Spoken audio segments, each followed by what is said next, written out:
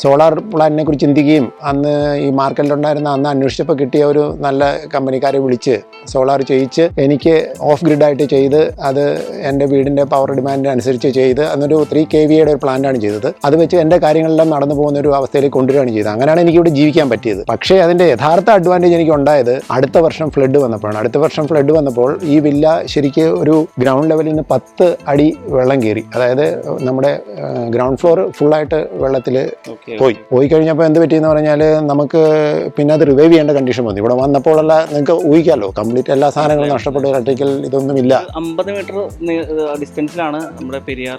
അതെ, പെരിയാറിന്റെ ഏറ്റവും വീതിയുള്ള ഭാഗമാണ്. അതുകൊണ്ട് ഈ ഫ്ലഡ് നന്നായിട്ട് നമ്മളെ എഫക്ട് ചെയ്തു എന്നുള്ളതാണ്. അപ്പോൾ ഇത് കഴിഞ്ഞിട്ട് നമുക്ക് വീണ്ടും ഇത് റിവൈവ് ചെയ്തെടുക്കേണ്ട ഒരു കണ്ടീഷൻ വന്നപ്പോൾ നമ്മുടെ പവറില്ല, ഒന്നുമില്ല ഇവിടെ. അങ്ങനെയുള്ളൊരു കണ്ടീഷനിൽ നമുക്ക് പിന്നെ ആ ഓഫ് ഗ്രിഡ് സിസ്റ്റമാണ് ഞാൻ ആ ഗ്രൗണ്ട് ഫ്ലോർ ഐസൊലേറ്റ് ചെയ്തുകൊണ്ട് അതുപയോഗിച്ചാണ് ഞാനിത് ചെയ്തത്. അന്നാണ് ഇതിൻ്റെ യഥാർത്ഥ പ്രയോജനം. കാര്യം ഈ സോളാർ പ്ലാന്റ് ഉള്ളതിൻ്റെ യഥാർത്ഥ പ്രയോജനം അന്നാണ് നമുക്ക് മനസ്സിലായത്.